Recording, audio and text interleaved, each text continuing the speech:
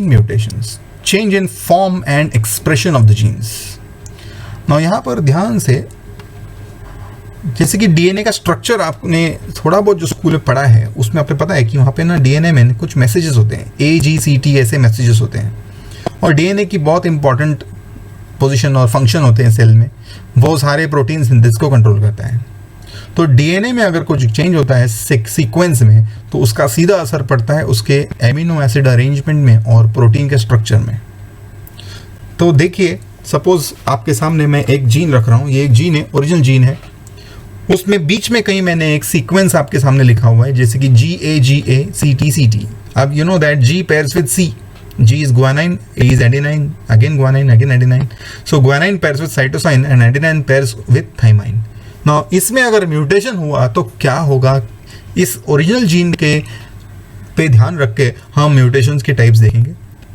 ना म्यूटेशंस यहाँ पर बहुत छोटे छोटे हो सकते हैं, they are very minute mutations, को बहुत ध्यान से देखना पड़ता है। इसमें देयर आर 3 टाइप्स।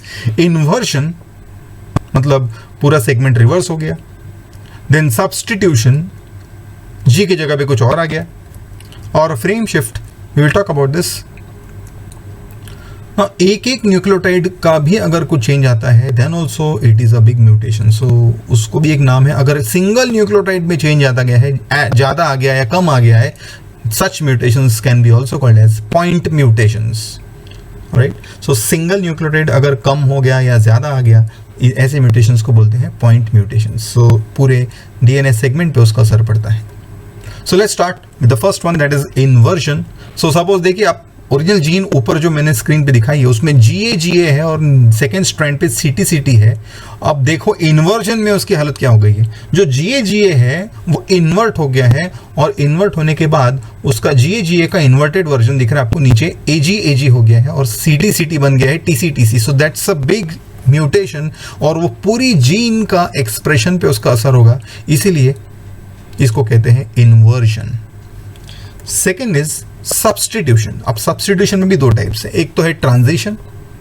आपको पता है कि ये गुआनाइन और adenine they are all purines, and cytosine thymines are पिरिमिडीन्स।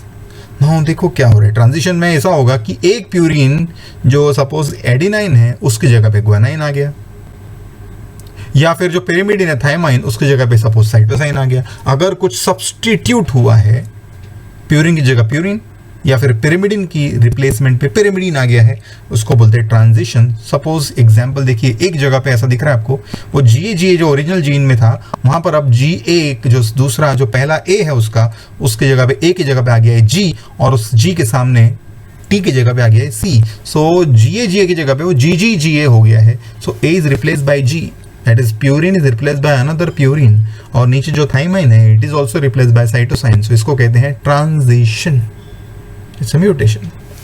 The second type in this is transversion.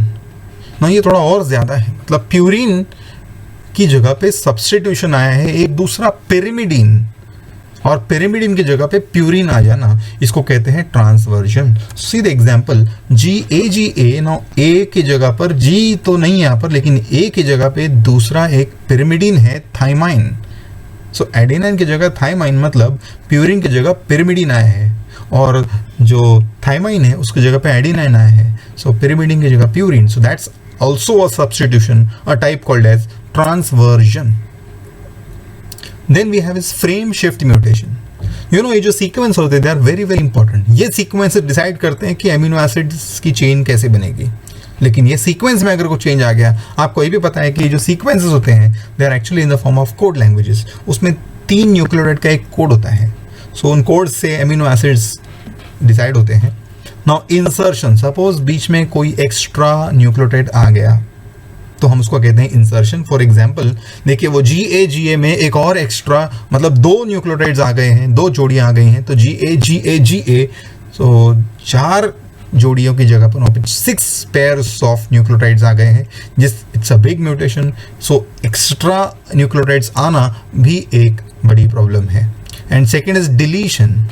Suppose कुछ बीच में से डिलीट हो गया, जैसे कि GA डिलीट हो गया, अब एक ही GA और सामने CT बचा है, तो भी it is going to affect the protein synthesis in the following that particular cell. So that is the type of mutations according to the various change in the arrangement of the genes. तो इनका सीधा असर उनके expression पे होता है. ये जो म्यूटेशंस है, जो जीन म्यूटेशंस है, उनकी एक्सप्रेशंस के पॉइंट ऑफ व्यू से इनके और भी टाइप्स हैं. Now on the screen in the box you can see some other types of point mutations I'm going to mention. One is called as same sense mutations or silent mutations also called as. Suppose ये जो इतने सारे type मैंने बताया आपको, इसमें से inversion हो या ट्रांजिशन हो या फ्रेम शिफ्ट हो, जनरली सब्सटीट्यूशन और फ्रेम शिफ्ट जो होते हैं उनकी वजह से कोई सब्सटीट्यूट हो गया या इंसर्ट हो गया, लेकिन इनकी वजह से अगर उस प्रोटीन के स्ट्रक्चर में अगर कोई डिफरेंस नहीं आया, म्यूटेशन होने के बावजूद भी प्रोटीन स्ट्रक्चर या उसके फिनोटाइप पे कोई डिफरेंस नहीं आया, then that is called as a silent mutation. मतलब म्यूटेशन हो गया लेकिन कोई असर नहीं पड़ा, इसलिए उसको एक और नाम है सेम सेंस. मतलब जो पहले का सेंस है वही सेम सेंस. दूसरा है मिस सेंस म्यूटेशन, मतलब गलत हो गया म्यूटेशंस, जिसमें म्यूटेशंस की वजह से कुछ मिस्टेक हो गई है और प्रोटीन के स्ट्रक्चर में डिफरेंस आया है, तो कुछ और टाइप का प्रोटीन है, नॉर्मल प्रोटीन बन गया है शायद, so that's why it is miss sense protein.